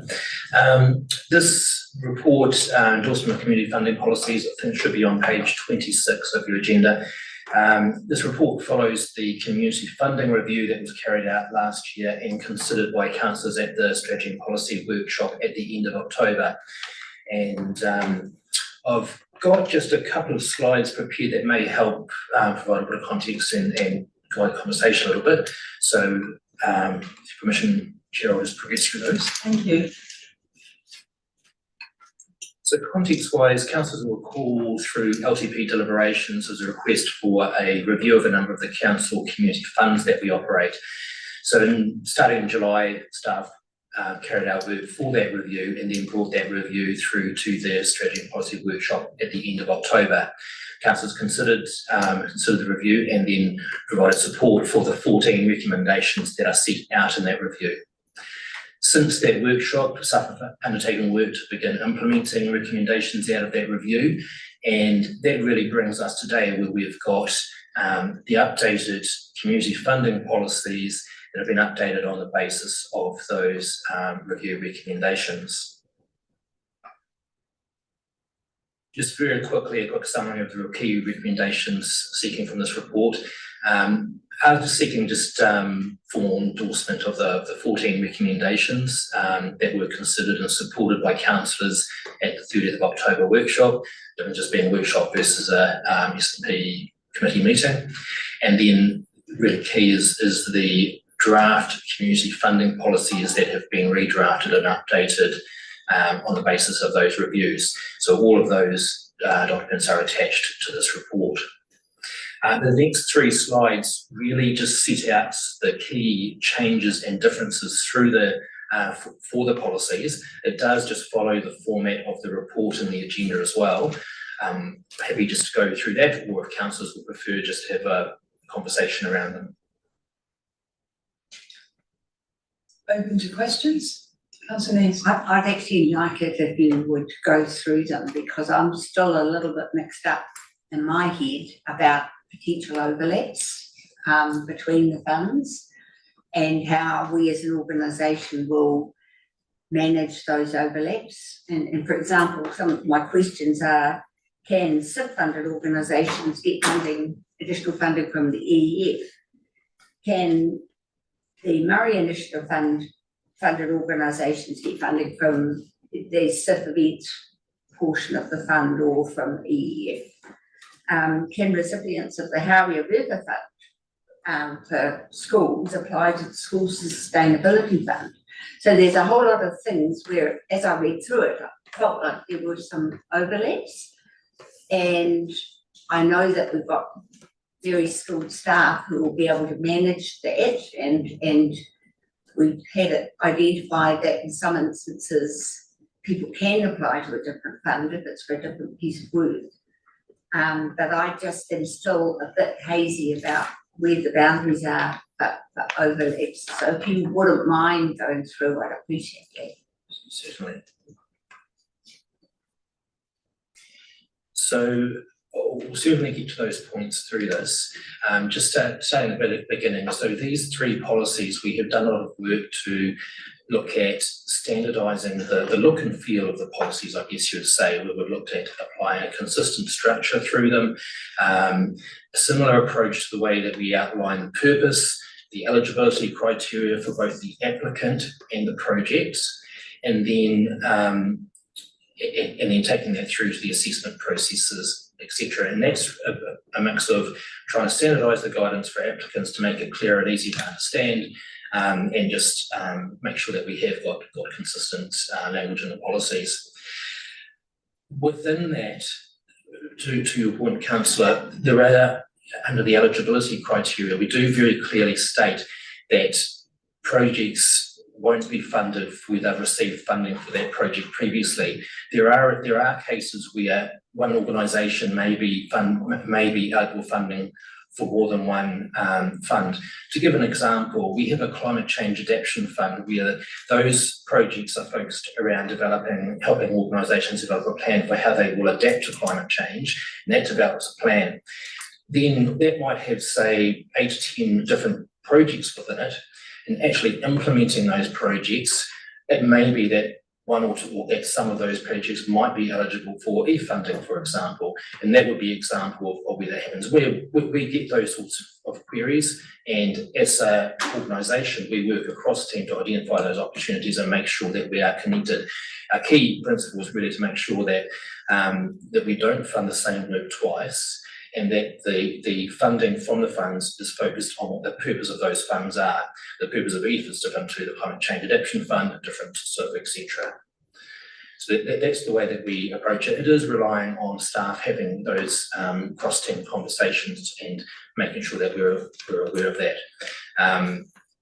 Touching a little bit beyond this report, but some other review recommendations, we do have recommendations around bringing reports back to council on the community funding, and we'll be looking at doing that as sort of an annual report, probably August, September this year, and we are monitoring these funds ourselves.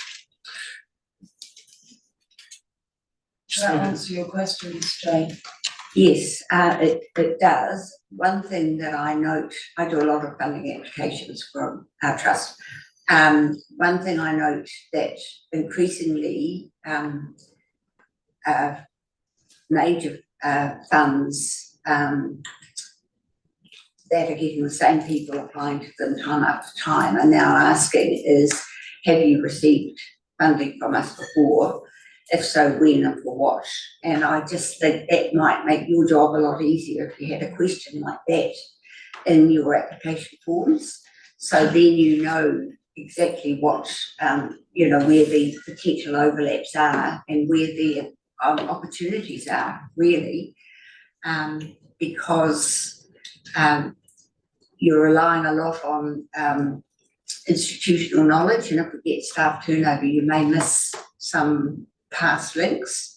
It's a very simple thing for the funder, for the applicant to say, oh yes, I got a grant back 5 years ago, but it was for this, and then you sort of think, well, that really isn't enough to stop them from getting funding from in this round. So just a suggestion. Just moving through to the next change, which applied to multiple policies. there was support for a recommendation to essentially bring in a centre for funds where council are making a funding allocation decision, to bring those council allocations to one central meeting. So we've made adjustments to the Community Initiatives Fund, which was previously allocated through LTP deliberations, and the Regional Safety Rescue Service Fund, which was mainly intended to be decided, make decisions through CDM, Civil Defence Emergency Management Group. And we've updated that to bring into that centralised fund. It does also apply to the Māori Initiatives Fund. That policy was adopted by council last year, so it didn't need to come through again. Then moving through into what we've called the Community Outcomes Funding Policy. So one of the recommendations was to integrate the funding policies for our Community Initiatives Fund and for Te Hapa our Regional Outcomes Fund into one policy. This is because the policies had, they were both similarly quite broad in that they were able to be applied to projects or events that supported community outcomes right across the spectrum of community outcomes. And so we've integrated that into a policy called the Community Outcomes Funding Policy. And just adding a note there to clarify that with the recommendation to disestablish the Volunteers Initiative Fund and then just separate that funding through into, move some of that funding across into SIF. That's been mentioned in the policy as well. It does make it clear that the overall funding for the overall budget for the fund is set through the LTP process. So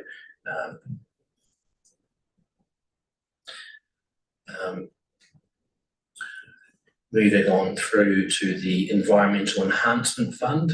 So a number of changes to this fund where we looked at, first of all, extending the purpose and eligibility criteria. So placing greater emphasis on projects that support resilience adapting to climate change. So that's been added to the purpose there, and also clarifying around the extended purpose to enable education-focused projects that also deliver environmental enhancement outcomes. So councillors may recall from the workshop that we did pose a question as to whether education-only projects could be funded, and there was the support that only where that was in addition to the more direct environmental enhancement outcomes. Also, just based on council feedback, clarified the signage may be funded where it relates to environmental information or education about projects. And we also have introduced a two-tiered approach to allocation of EIF grants. So basically, for smaller grants of up to $5,000, we'll have a more streamlined, simplified process. And then the larger grants of over 5,000 up to the maximum of 25 will go through the more fulsome process that we have at the moment. So that very quickly is the major changes that have been made through those funding policies. And so happy to. Any questions, councillors?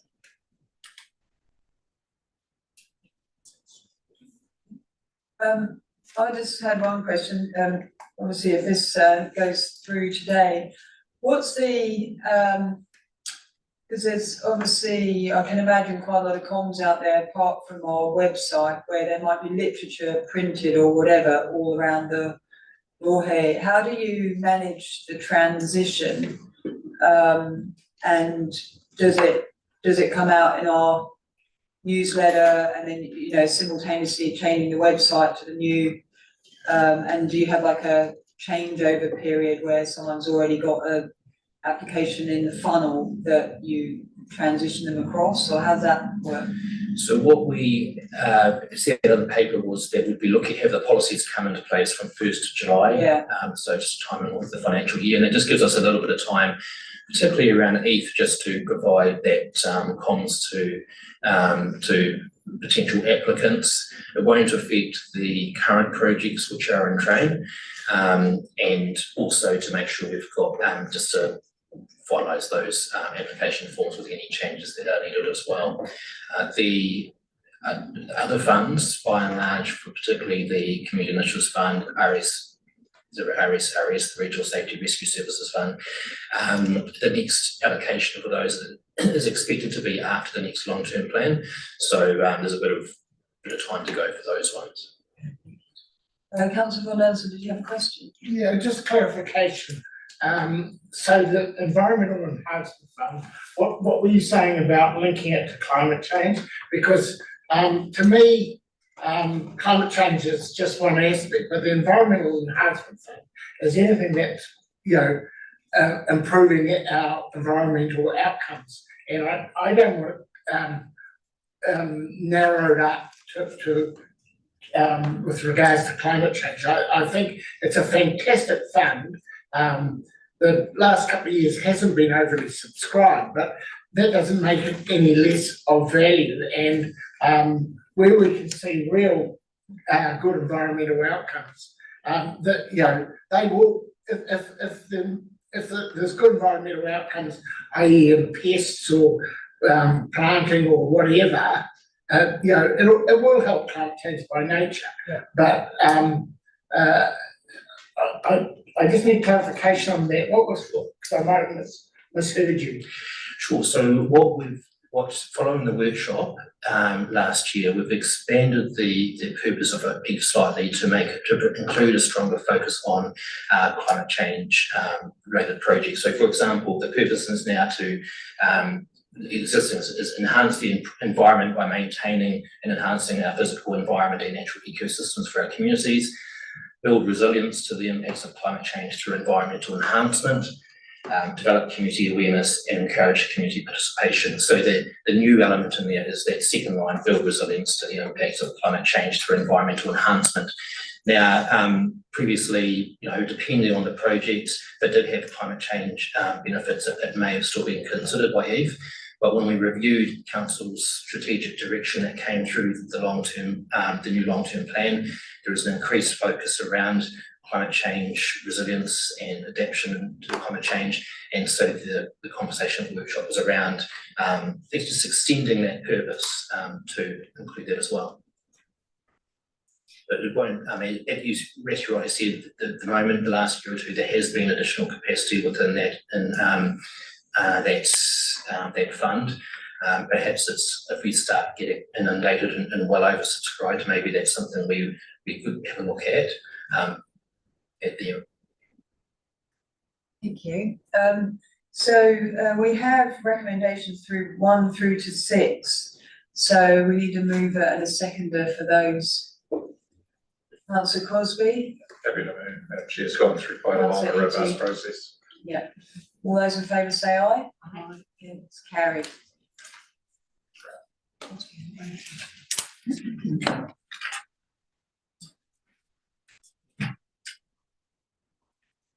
Okay, Mark, you're up. So we've got the Mount Maunganui Ocean Regulatory Implementation Action Plan with the word regulatory added in.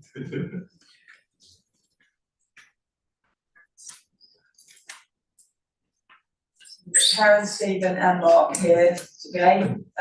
And I understand you've got a slideshow you'd like to begin with before we open to questions. Welcome, over to you. Thank you, Chair, and good morning, councillors.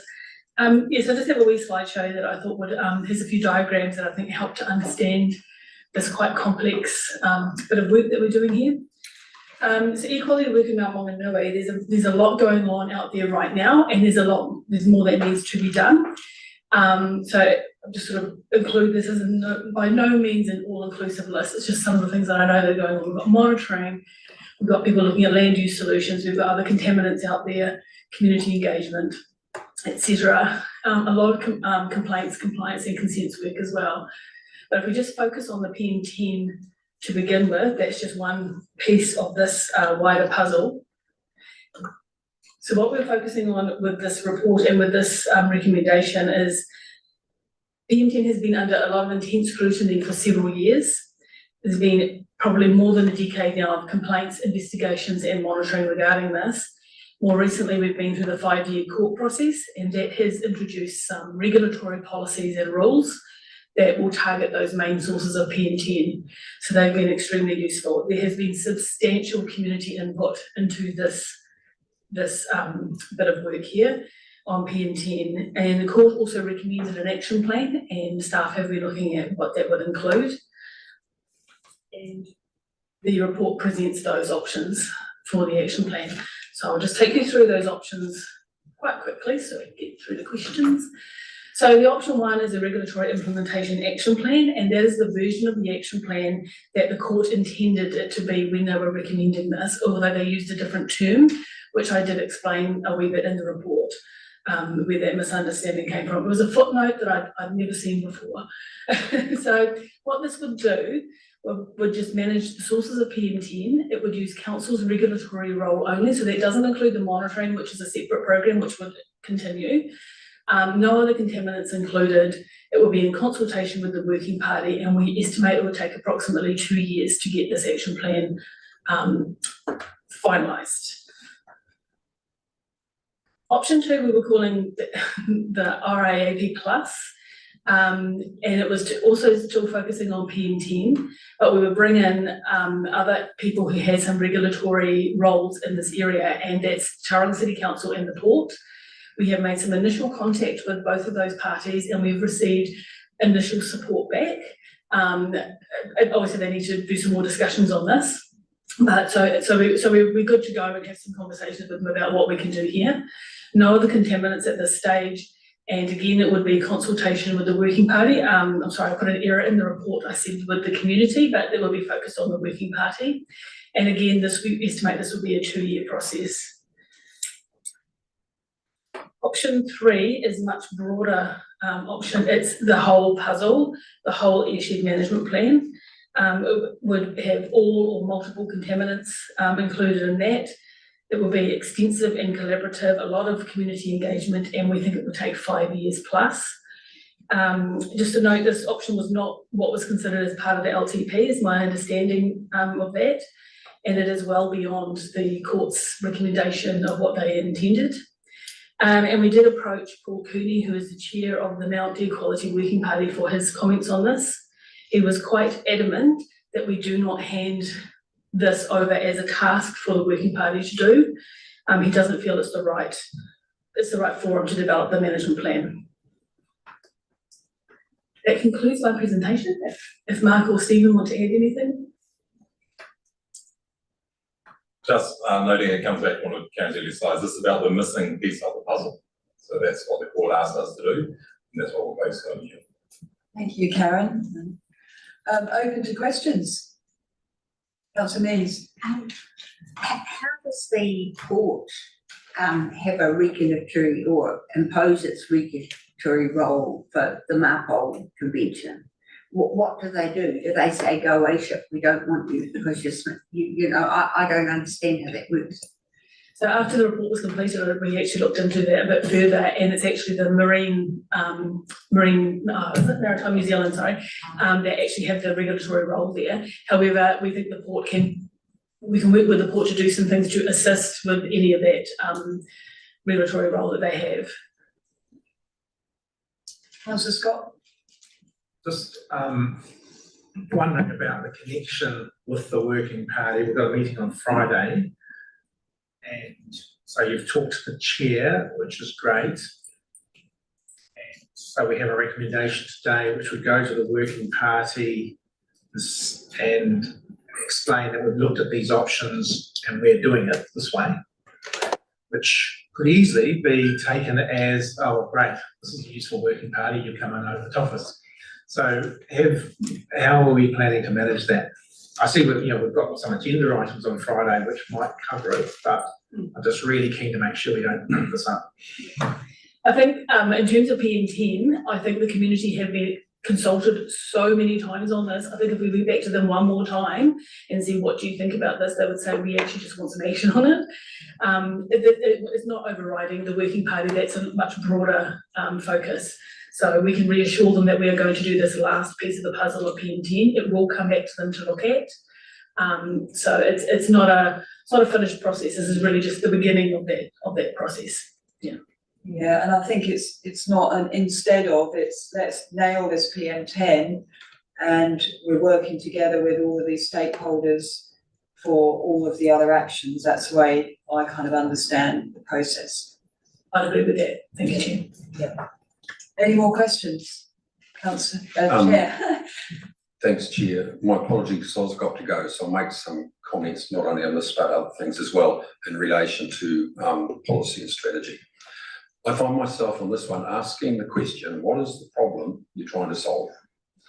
Because your reference is PM10, but the facts demonstrate that over the last 2 years, I think there's only been 2 PM10 exceedances.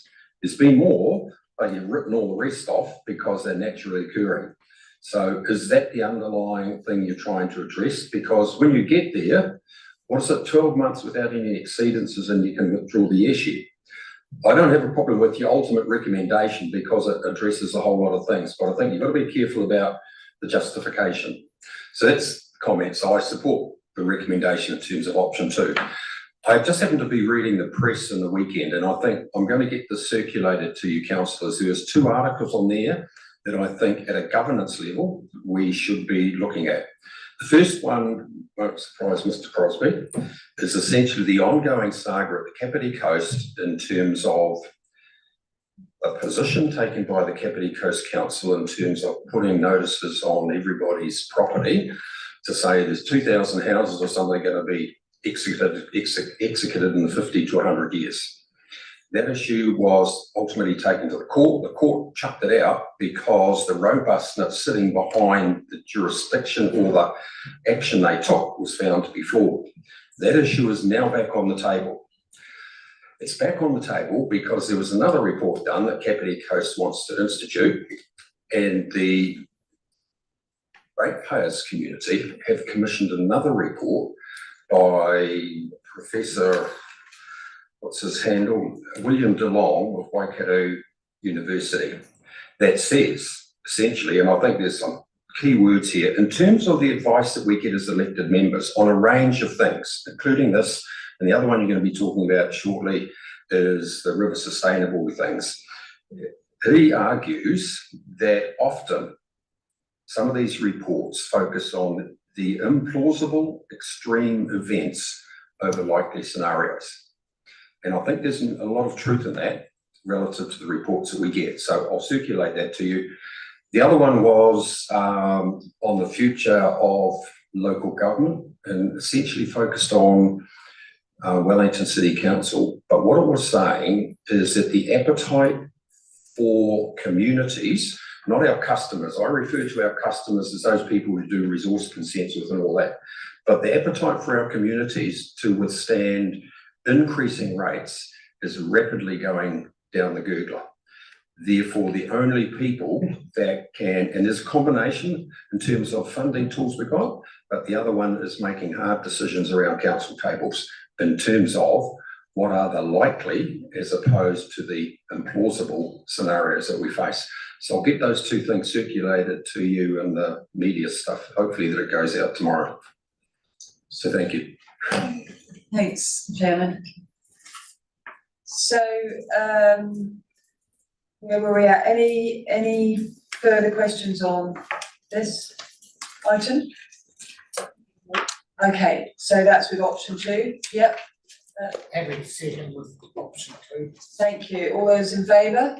Say aye. Yeah, it's carried. Thank you, councillor. So, thank you, presenters. So that draws us to the end of our open session. So I need a mover and seconder to move the public screen. Thank you, Councillor Manson and Councillor Crosby, or Vicky. I don't know whether your pen was just up. Let's do it.